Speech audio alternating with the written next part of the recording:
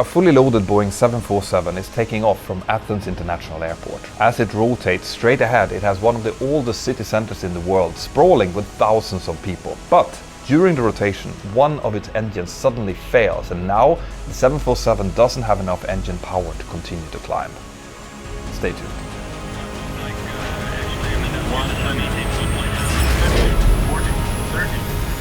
A huge thank you to CuriosityStream for sponsoring this video. The story that I'm about to tell you is about Olympic Airways Flight 411, and I want to start with a bit of a disclaimer here, because this story is not based on a final report, and the reason is there doesn't seem to be any final report.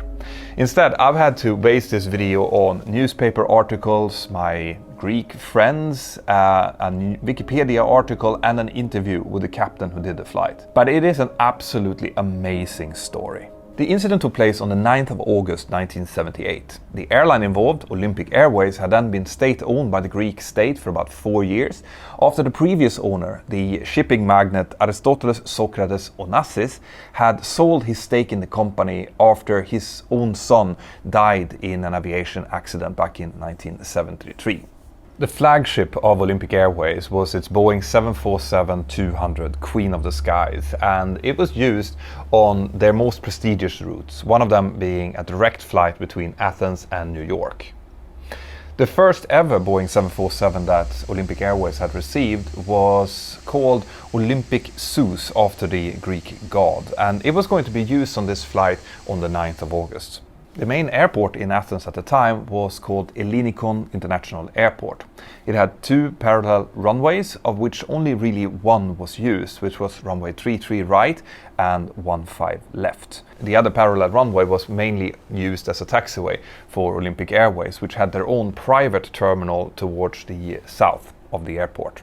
On the day of the 9th of August, the temperature was a sweltering 43 degrees Celsius, really, really warm.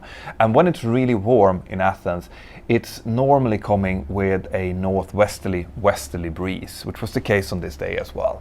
Runway 33 right, which was used most of the time, was actually facing straight in towards the city center of downtown Athens. And because of that, the noise abatement procedure after departure was an immediate left-hand turn out over the sea.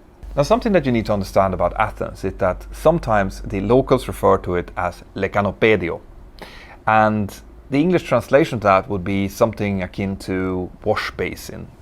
The reason being that it is surrounded on 3 sides by fairly high terrain.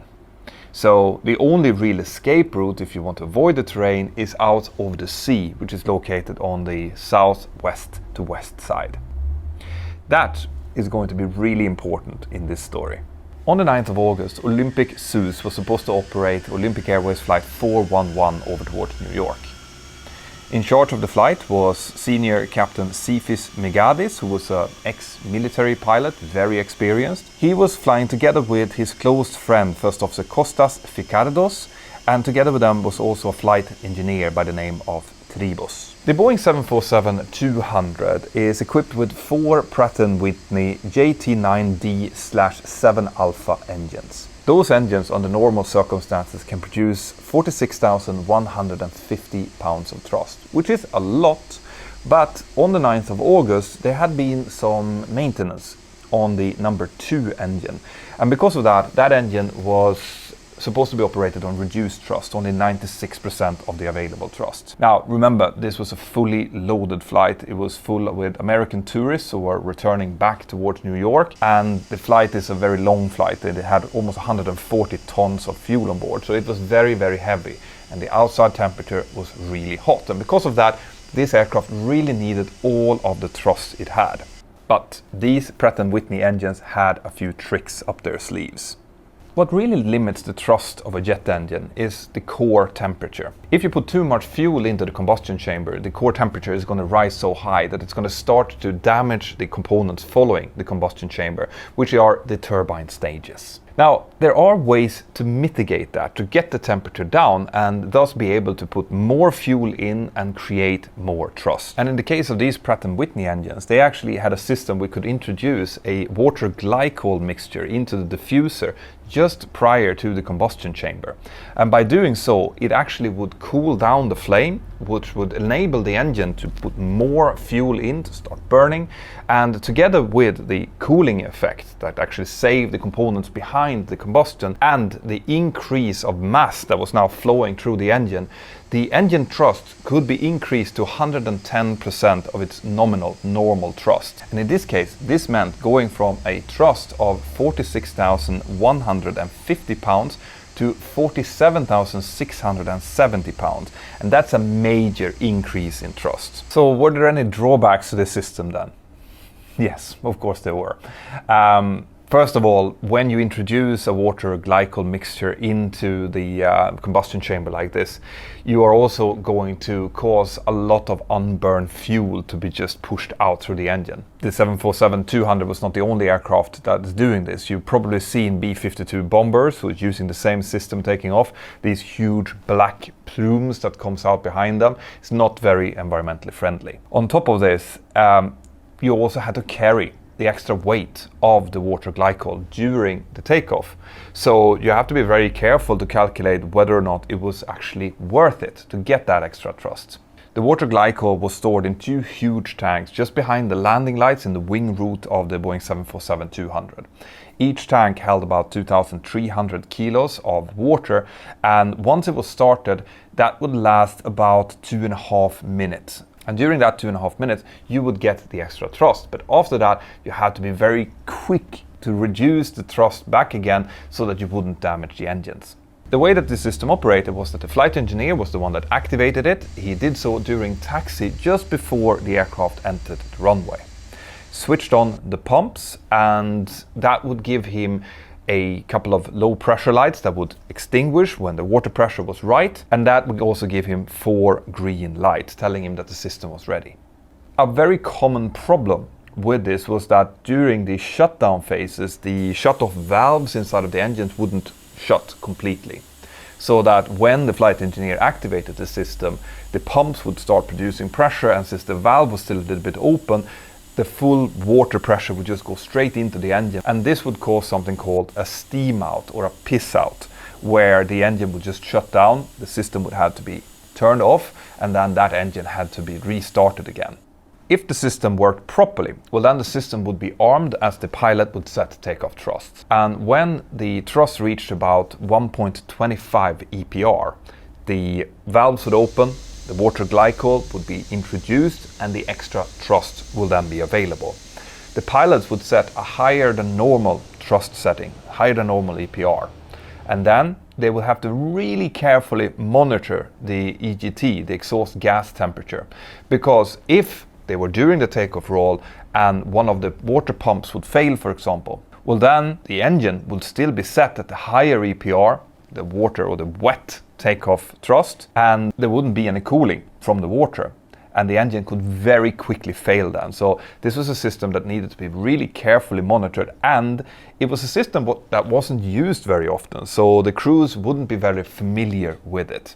Now, we don't know exactly what happened on Olympic Airways Flight 411. Some reports indicate that the flight engineer might have mistakenly switched the system off instead of on during the takeoff roll. However, I find that very, very hard to believe, because the pilots would have had green indicator lights in front of them showing them that the system was operating. So that's very unlikely. What's more likely is, like I just told you, that one of the pumps failed during the takeoff roll, and that caused the subsequent failure.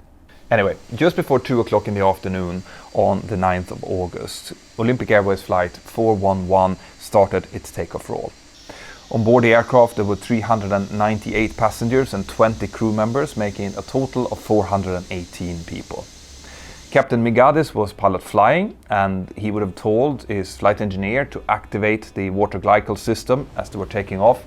The aircraft started to accelerate down the runway. It passed its V1 speed, which is the decision speed. It reached its rotation speed, and Captain Migadis started rotating when a catastrophic failure happened to the number 3 engine. The failure was so violent that the engine actually started disintegrating, and parts of it fell down onto the runway and some of the houses in the departure direction. Captain Megadis is now trying to get this huge behemoth of an aircraft airborne, and that's without the thrust on his number 3 engine, which has just failed, and with reduced thrust on his number 2 engine after the previous maintenance action. Now, there wasn't much extra thrust to begin with here because of the very high ambient temperatures and because of the very high weight. This is why they were using the water glycol procedure to start with. Now, as he is rotating, he now calls for his flight engineer to confirm that the water glycol system is still working. And it is likely that it's here, in the confusion and the stress of the moment, that the flight engineer turns over, and instead of switching the system on, making sure it's on, he does the other thing, he switches it off instead. And this further reduces the thrust available. Now the aircraft can barely fly. Captain Megadis manages to get the aircraft airborne and to climb slightly, but he just skims over the 12 feet high perimeter fence of the airport, and he's now flying straight towards downtown Athens. The next thing that the captain asks for is gear up. Now, First Officer Fikardos, who's pilot monitoring, he hesitates a little bit before doing this because Boeing has sent out guidance saying clearly that in a situation like this, the pilots are not supposed to take the gear up. Now, you might ask yourself, why wouldn't they? And the answer to that is actually simpler than you think. During the gear retraction of a Boeing 747, there's a 15-second segment where, in order for the gear to be able to be retracted, the landing gear doors have to open into the airstream. And this means that during those 15 seconds, there will actually be even more drag. And in a low thrust situation close to the ground like this, it is not recommended to do this. It's better to wait until the aircraft has actually gained a bit of altitude because it could otherwise stall. So First Officer Fikardos, just after a second of hesitation, follows the orders of the captain, takes the gear up, the gear start to retract, and the aircraft miraculously stays airborne. But the problems are far from over. They're now skimming the rooftops of central Athens, actually blowing off a few of the TV antennas on some of the buildings closest to the airport. And Captain Megadis knows that in about 1 mile, 0.9 miles away from the airport, there is a hill in central downtown Athens called Pan's Hill. Now that hill is about 200 feet high, and he needs to be able to get the 747 up high enough to pass over that hill. You might ask yourself, well, why isn't he just turning? The fact is that his speed is now much lower than it should be. His safe climb-out speed was 180 knots, and they are closer to 170 knots, and the speed is actually reducing. And Captain Megadis knows that if he would start to maneuver the aircraft, start turning, well then his lift would reduce even further, and it's very likely that his aircraft would then stall straight into downtown Athens. So instead, he continues to climb straight ahead. He sees the hill coming up ahead of him.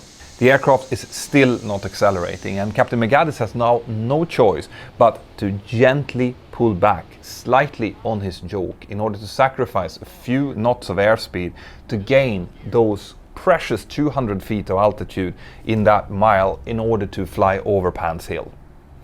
He manages to do it, but with only 9 feet to spare, right? That's 3 meters over the top of the hill.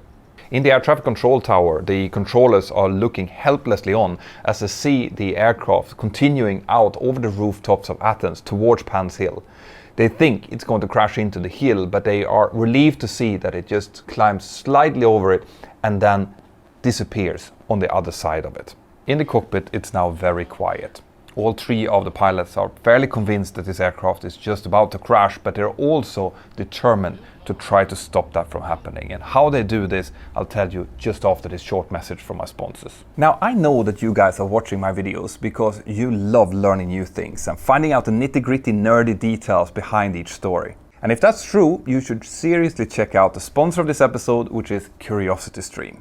CuriosityStream is a high-quality subscription streaming service with thousands of great non-fictional stories and documentaries from some of the best filmmakers in the world.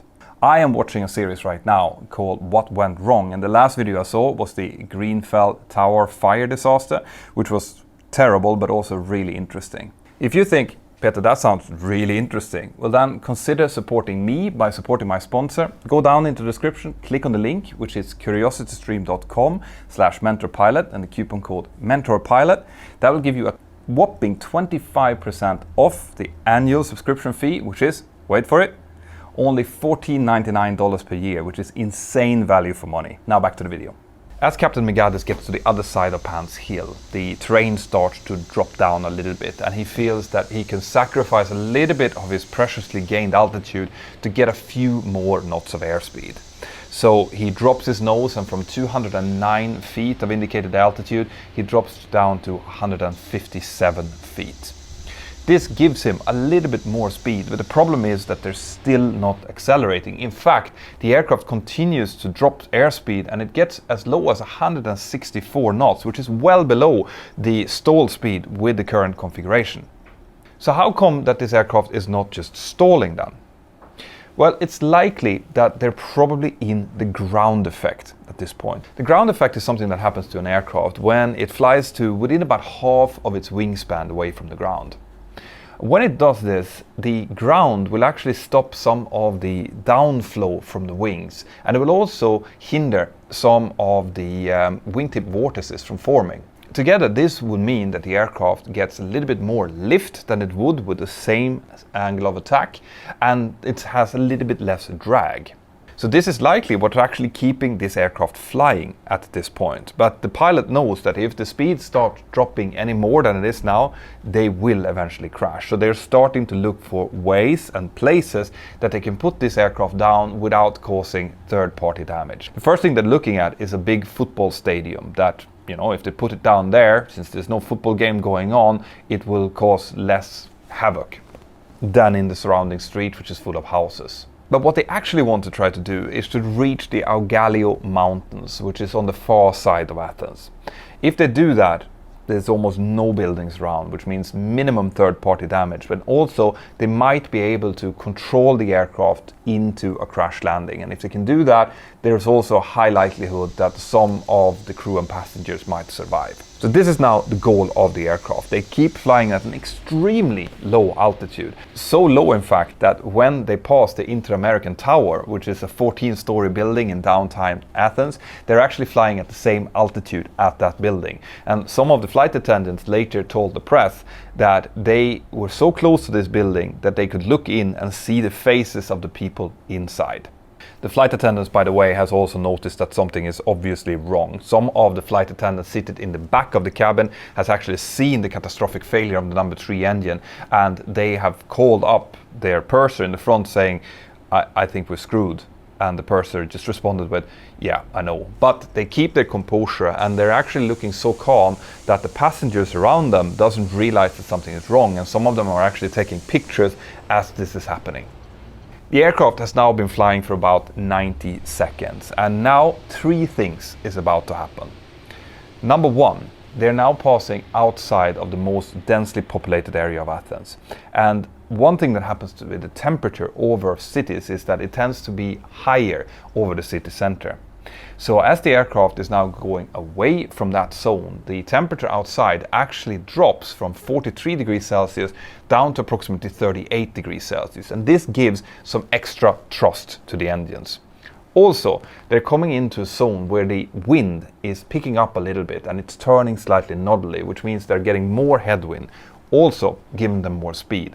And the final thing, the flight engineer has finally managed to get the water glycol system back up working again. Most likely, or at least that's what we think, because the engines suddenly start producing more thrust. And all of these 3 things combined means that the aircraft is now starting to accelerate. From 164 knots indicated, actually on the flight data recorder, speeds as low as 160 knots was indicated, through 170 knots up to 180 knots, which is the safe climb speed.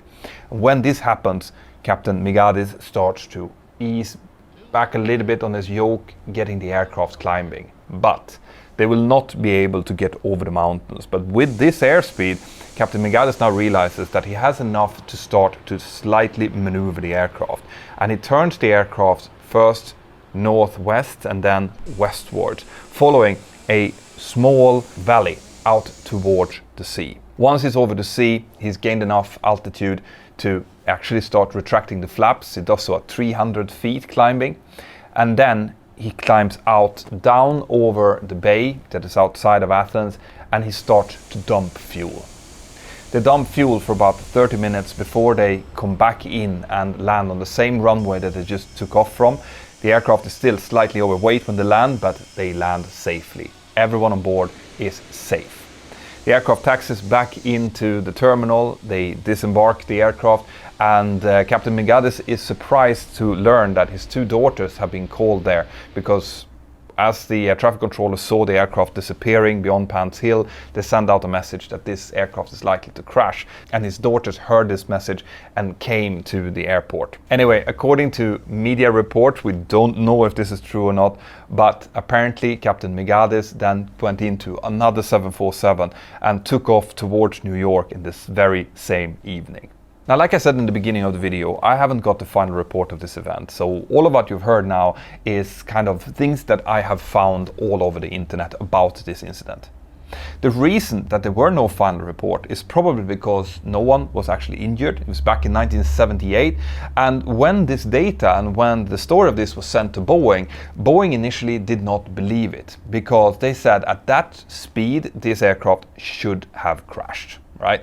They tried to replicate this flight in a simulator, and every time they tried to do so, the aircraft stalled and crashed into the city. Another reason that there's no final report of this is because Greece at the time did not have an independent investigation service like the NTSB in the United States. In fact, they didn't have that for a very long time, all the way up until this accident happened. After that, they did implement an independent investigation service. Guys, I hope you have enjoyed this. Have an absolutely fantastic day. Tell me what you want to hear more about, and I'll see you next time. Bye-bye.